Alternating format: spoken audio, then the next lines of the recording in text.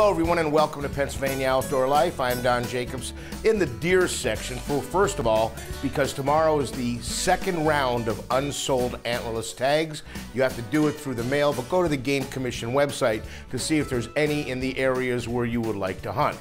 But we've dedicated most of this program to the Pennsylvania elk herd. Big doings next weekend, and I'll have more information about that. But right now we're going to check in with Jeremy Bainfield about the elk population and how it's doing. There are believed to be 1,400 elk roaming in the elk range in Pennsylvania. Pennsylvania's elk herd is located in about 3,000 square miles, mostly within Elk, Cameron, Clinton, Clearfield, and Center counties. The Pennsylvania Game Commission will hold a drawing next weekend to award elk licenses for the upcoming hunting seasons. There's an archery season, a regular season, and a late season. In total, 60 bull licenses and 118 antlerless licenses will be awarded. While the elk hunting season has been growing in popularity since the first hunt of its kind in 2001, the Game Commission is constantly monitoring the elk and what it means to human populations. Jeremy Bainfield is the elk biologist for the Pennsylvania Game Commission, and he says the herd is doing okay. One of the biggest reasons this area was chosen as the elk management area is it's greater than 70% public land. If you can keep the animals on public land, you keep them out of the conflicts, agricultural conflicts, conflicts on the road with elk vehicle collisions. But it's also rugged. It has low population density, low road density, and so it's got all those things combined into one, and that's why it was chosen as the elk management area.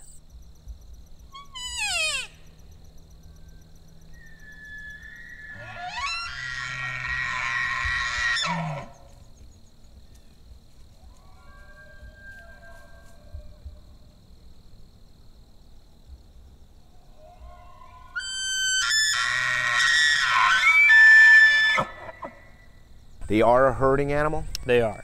And those herds will change seasonally. So during the summers, you'll see a lot of big bachelor groups where the bulls are kind of hanging out together. As summer wears on into the fall, they're going to establish their hierarchies and figure out who's the boss in that group, develop the harems, stick with their cows during that time. And then later on, as the rut drops to a close, they'll kind of pair it off again, where you've got bulls in one group, cows and calves in another group.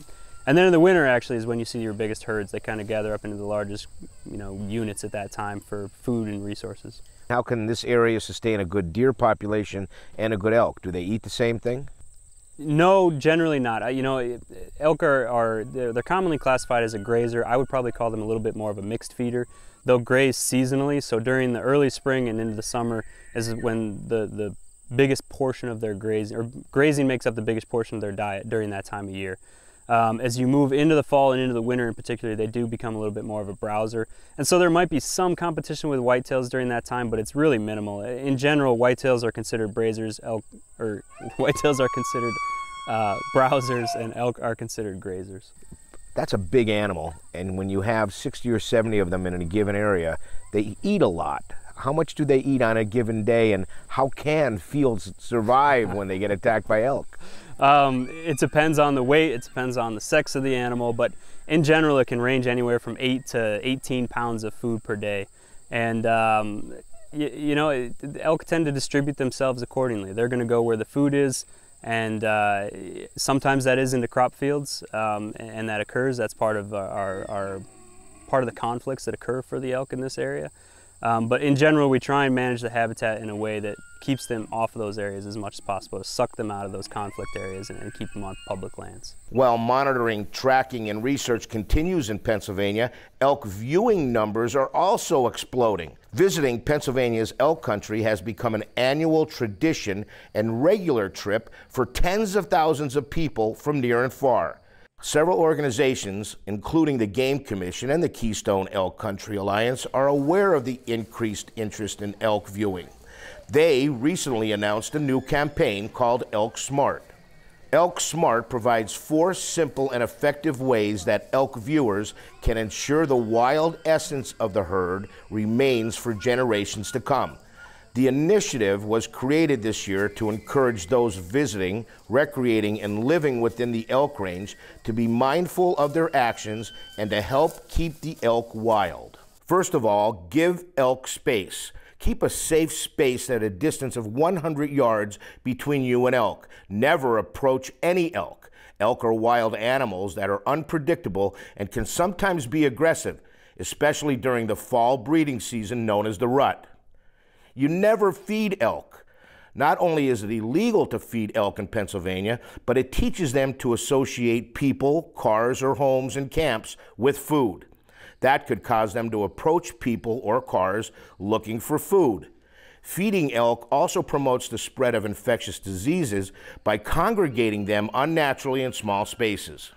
And don't name elk. Naming or characterizing elk degrades their wild essence. The very reason people are drawn to elk is their unaltered independence from humans. Personifying elk as humans takes away from their truly wild nature. And you should do your part. The welfare of elk herd is shared responsibly. If you see someone being disruptive or careless, ask them to stop or report it. You should always use common sense when driving, stopping, and parking. This also means to remember to be respectful of private property while visiting. And don't forget, the best time to view the elk is in the mornings and evenings. The most popular time of year to view the elk is during the rut, which typically begins in September and carries through October. So there you have it, good healthy population in Pennsylvania. Next weekend, the elk license drawings, and of course we'll have a little bit more about that when we come back. When we come back from a short break, we're going to tell you what the Keystone Elk Country Alliance is all about.